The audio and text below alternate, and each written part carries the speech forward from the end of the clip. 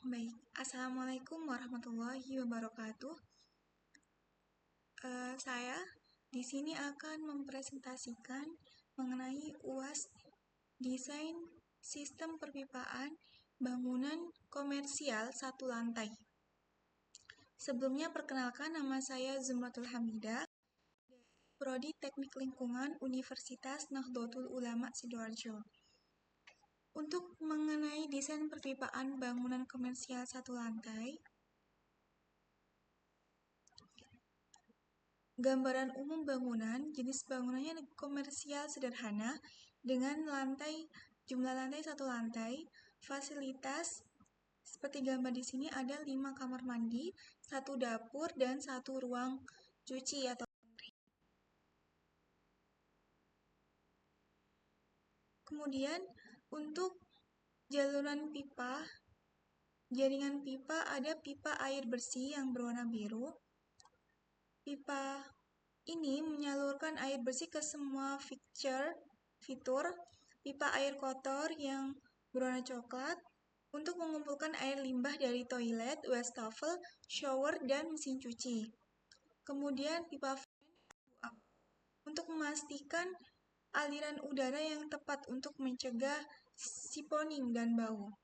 Dan kemudian sistem drainase air hujan yang berwarna hijau untuk mengalirkan air hujan dari atap. Penempatan pipa air bersih. Yang pertama, pipa air bersih, titik masuk utama, air bersih akan masuk ke bangunan melalui satu jalur pipa utama. Distribusi dari jalur utama, pipa akan didistribusikan secara efisien ke setiap kamar mandi untuk kloset, wastafel, dan shower. Untuk dapur, itu tepatnya pada bak cuci dan ruang cuci atau laundry untuk mesin cuci dan bak cuci.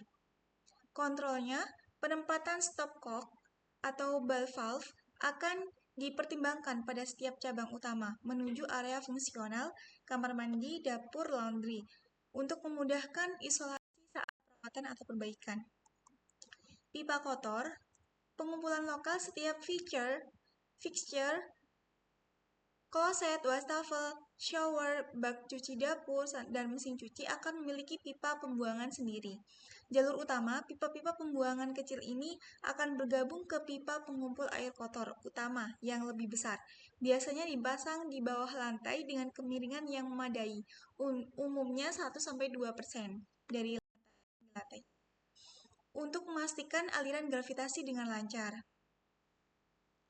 Kemudian pembuangan akhir, pipa utama air kotor ini akan mengalirkan semua air limbah keluar dari bangunan menuju saluran pembuangan umum kota atau sistem tangki septik. Yang keempat, akses perawatan. Penempatan clean out atau titik pembersih akan direncanakan di lokasi strategis untuk memudahkan pembersihan sumbatan jika terjadi. Yang ketiga, pipa fan atau udara.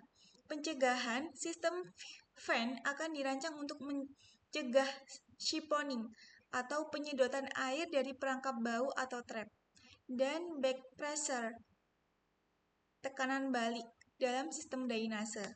Koneksi setiap fixture atau kelompok fixture akan memiliki sambungan fan yang terhubung ke pipa fan utama. Fan stack. Pipa utama ini akan naik vertikal menembus atap, minimal 15 cm di atas atap, untuk memungkinkan sirkulasi udara yang tepat dan mencegah bau busuk masuk kembali ke dalam bangunan. Yang keempat, sistem pembuangan air hujan. Pengumpulan atap. Talang air akan dirancang dan dipasang di sekeliling atap bangunan untuk mengumpulkan air hujan. Penyaluran air hujan yang terkumpul di talang akan disalurkan melalui pipa vertikal downspout ke saluran air hujan permukaan atau sistem drainase bawah tanah di luar bangunan. Yang ketiga, perlindungan bangunan. Titik pembuangan akan direncanakan agar air hujan dialirkan menjauh dari fondasi bangunan untuk mencegah genangan atau kerusakan. Selanjutnya, C. Perhitungan kebutuhan air dan kapasitas pipa. Perhitungan kebutuhan air bersih dengan metode perhitungan total kebutuhan air untuk bangunan akan didasarkan pada jumlah dan jenis fixture yang ada, menggunakan nilai unit fixture, misalnya dari SNI Plumbing atau referensi internasional seperti Uniform Plumbing Code atau UPC, dan menerapkan konsep seperti kurva Hunter untuk estimasi permintaan puncak. Estimasi penggunaan per fixture, contoh, perlu perhitungan detail berdasarkan standar. Untuk kloset itu 6-9 liter per flushing. Ini kebutuhan air tiap fixture. Untuk wastafel membutuhkan 4-8 liter per menit, shower 8-15 liter per menit, mesin cuci 50-100 liter per siklus.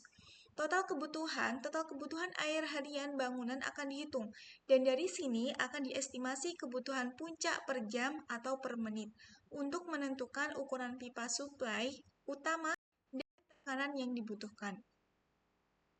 Perhitungan kapasitas pipa. Yang pertama, pipa air bersih.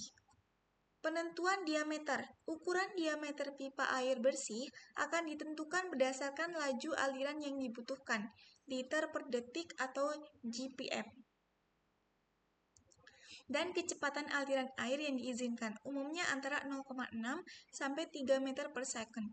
Untuk mencegah erosi, kebisingan, dan kehilangan tekanan yang berlebihan. Untuk metodenya, penggunaan tabel fixed picture unit dan grafik gesekan aliran, misalnya grafik Hazen-Williams, akan membantu dalam menentukan ukuran pipa cabang dan pipa utama, agar tekanan di setiap titik fixture memadai. Kemudian, perhitungan kapasitas pipa untuk pipa air kotor dan fan. Penentuan diameter yang pertama, ukuran pipa air kotor dan fan akan ditentukan berdasarkan jumlah unit fixture yang dilayani, berdasarkan standar seperti SNI atau UPC. Kemiringan pipa dan kapasitas drainase yang dibutuhkan untuk memastikan aliran yang lancar tanpa penyumbatan. Metode tabel standar dari kode plumbing akan digunakan untuk memilih diameter pipa yang sesuai untuk pipa horizontal, vertikal atau stack, dan pipa fan. Yang kedua, soal 62, mengenai komponen dan material. A. Pemilihan material dan justifikasi. Pipa air bersih. Material yang dipilih yakni pipa PVC dan kelas AW dan atau PEX. PVC polyvinyl chloride dan PEX cross-linked polyethylene. Justifikasi pilihan kenapa dipilih karena PVC merupakan pilihan yang ekonomis, mudah dalam instalasi karena menggunakan sambungan lem, sangat tahan karat, dan memiliki bobot yang ringan, sehingga memudahkan penanganan. PVC kelas AW tekanan tinggi cocok untuk aplikasi air bersih dingin. Yang kedua, untuk PEX, kenapa pipa ini dipilih? Justifikasinya karena material ini sangat fleksibel, terhadap korosi, dan memiliki ketahanan yang baik terhadap pembekuan, tidak mudah pecah pipanya, yang dapat mengurangi resiko kerusakan akibat suhu rendah. Pemasangannya relatif cepat dengan metode sambungan press and trim. PEX sangat cocok untuk aplikasi air bersih yang memerlukan fleksibilitas dalam jalur pipa atau di area yang sulit dijangkau. Selanjutnya, pipa air kotor dan fan. Material yang dipilih adalah pipa PVC kelas D. Justifikasi pemilihan, PVC kelas D adalah pilihan yang ekonomis dan ringan. Material ini mudah disambung dengan lem, tahan terhadap bahan kimia umum yang ditemukan dalam air limbah, dan memiliki permukaan bagian dalam yang halus, sehingga meminimalkan penumpukan kotoran di dalam pipa dan potensi penyumbatan. Sangat sesuai untuk sistem drainase dan fan. Yang ketiga, fitting sambungan pipa. Material yang dipilih adalah material yang kompatibel dengan pipa yang dipilih, misalnya PVC untuk pipa PVC atau kuningan atau plastik untuk pipa PEX. Justifikasi pemilihan fitting yang kompatibel sangat krusial untuk memastikan sambungan yang kuat, anti bocor, dan mampu menahan tekanan atau aliran sesuai standar sistem. Fitting harus sesuai dengan jenis pipa agar tidak terjadi reaksi kimia atau kegagalan sambungan. Selanjutnya katup atau valve. Jenis yang dipilih adalah gate valve atau ball valve untuk fungsi shut off utama dan cabang, serta check valve jika diperlukan untuk mencegah aliran balik. Yang kedua, material yang dipilih yakni kuningan atau PVC, tergantung lokasi dan tekanan. Justifikasi pemilihan, katup untuk memberikan kontrol aliran air dalam sistem. Katup memungkinkan isolasi bagian sistem untuk tujuan perbaikan atau pemeliharaan tanpa harus mematikan seluruh pasokan air, serta memastikan keamanan sistem dari aliran balik yang tidak diinginkan. Untuk peralatan saniter, sanitary fixture, jenis yang dipilih adalah kloset dual flush, wastafel dengan keran low flow, dan shower head low flow.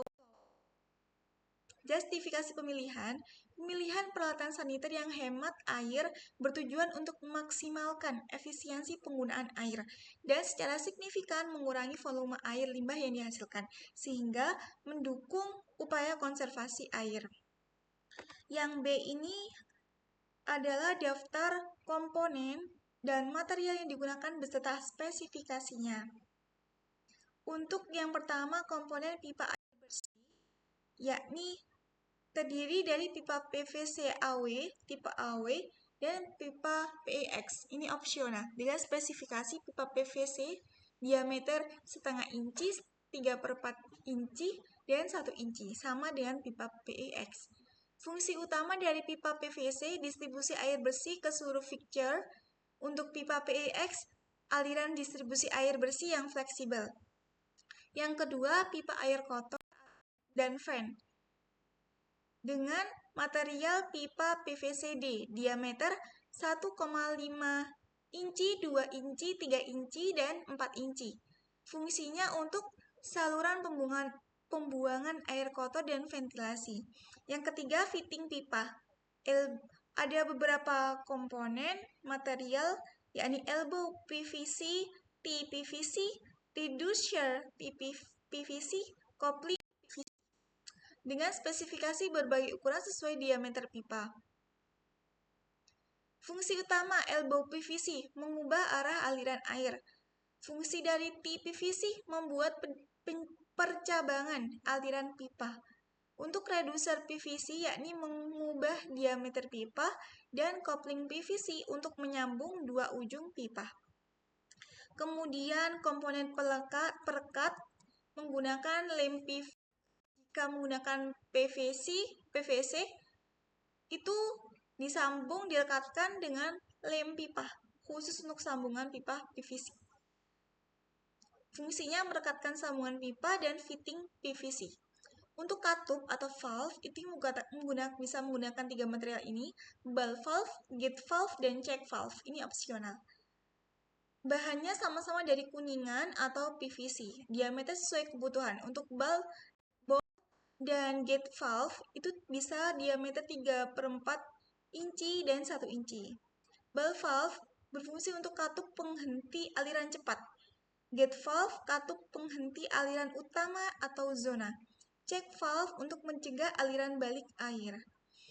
Selanjutnya nomor 6, peralatan saniter. Kloset dual flush dengan bahan keramik kapasitas 6/3 liter untuk pembuangan kotoran dengan opsi hemat air. Wastafel terbuat dari keramik dengan berbagai model untuk cuci tangan atau wajah. Kemudian shower head low flow. Ini berbahan plastik atau krom dengan laju aliran rendah untuk mandi dengan efisiensi air.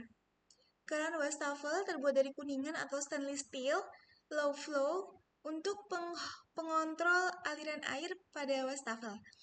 Keran dapur dengan spesifikasi kuningan atau stainless steel low flow pengontrol aliran air pada bak cuci dapur. Kemudian untuk aksesori drainase ada 2, floor drain dengan spesifikasi stainless steel atau PVC, diameternya antara 2-4 inci untuk saluran pembuangan air di lantai. Dan P-trap atau S-trap terbuat dari PVC atau krom, diameter sesuai fixture. Sebagai perangkat baru untuk mencegah gas masuk ruangan. Kemudian untuk sistem air hujan, ada dua komponen yang dibutuhkan, yakni talang air dan downspout. Spesifikasi talang air yakni PVC atau galvanis, ukuran menyesuaikan luas atap. Untuk downspout, spesifikasi PVC dengan diameter 3-4 inci. Talang air berfungsi sebagai pengumpul untuk tempat mengumpulkan air hujan dari atap. Untuk downspout, menyalurkan air hujan dari talang ke bawah, ke tangki air hujan. Ketiga, aspek lingkungan dan keberlanjutan. Yang pertama, saran desain plumbing ramah lingkungan untuk meningkatkan keberlanjutan dan efisiensi lingkungan dalam sistem perpipaan bangunan komersial satu lantai.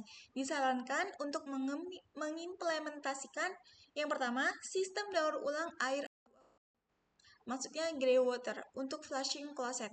Dengan konsep air abu-abu adalah air limbah non-toilet, grey water, dari sumber-sumber seperti wastafel kamar mandi, shower, dan air bilasan dari mesin cuci. Sistem ini melibatkan pemisahan air abu-abu dari air limbah kloset atau black water yang lebih terkontaminasi. Prosesnya, grey water akan dikumpulkan secara terpisah, kemudian melalui sistem penyaringan sederhana, misalnya filter pasir, kain, atau biologis, dan disimpan dalam tangki penampungan. Setelah disaring dan diolah ke kualitas yang sesuai, air ini kemudian dipompa untuk digunakan kembali sebagai air penyiram atau flushing closet. Proses ini dapat sederhana hingga kompleks tergantung pada tingkat pengolahan yang diinginkan. Kemudian saran tambahan, opsional tetapi dianjurkan, pemanenan air hujan, rainwater harvesting. Sistem pengumpulan air hujan dari atap untuk penggunaan non-portable lainnya seperti penyiraman taman atau pembersihan area luar. Yang kedua, penggunaan fixture aliran rendah, low flow fixture, dengan pemasangan kloset dual flush, shower head low flow, dan keran low flow di semua wastafel dan dapur untuk mengurangi volume air yang digunakan setiap hari. Yang ketiga, pemanas air berefisiensi tinggi. Memilih pemanas air instan atau pemanas air dengan efisiensi tinggi untuk mengurangi konsumsi energi. Yang keempat, isolasi pipa air panas. Melakukan isolasi yang tepat pada pipa air panas untuk meminimalkan kehilangan panas dan mengurangi konsumsi energi pemanas air. B. Manfaat sistem tersebut terhadap konservasi air dan lingkungan sekitar.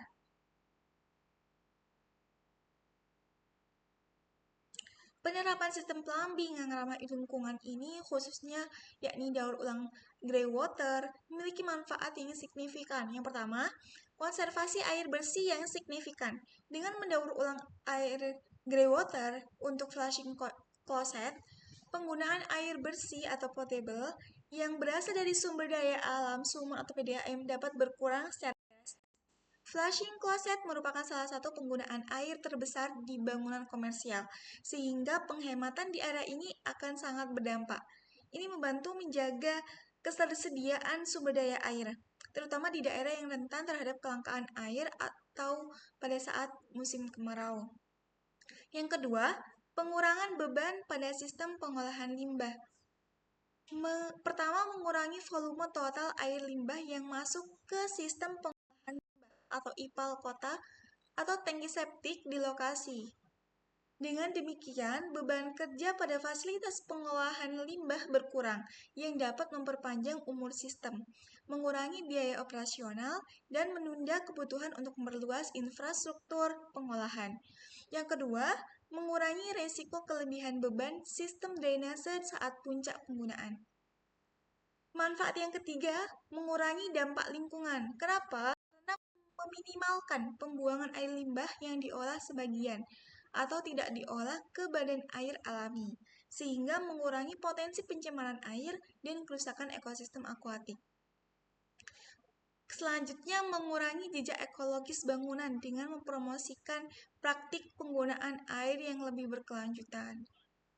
Potensi penghematan energi juga bisa jadi manfaat karena Meskipun tidak langsung, mengurangi volume air yang perlu dipompa dan diolah dapat berpotensi mengurangi konsumsi energi yang terkait dengan siklus air. Kemudian peningkatan kesadaran lingkungan. Menerapkan sistem seperti ini juga berfungsi sebagai contoh praktik berkelanjutan, meningkatkan kesadaran lingkungan di antara penghuni dan pengunjung bangunan. Yang terakhir, dukungan terhadap sertifikasi bangunan hijau.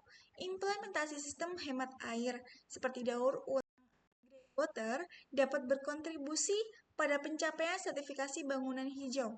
Misalnya LEED Green Building Council Indonesia yang menambah nilai dan citra positif bagi bangunan.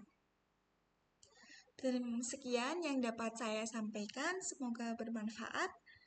Saya tutup. Wassalamualaikum warahmatullahi wabarakatuh.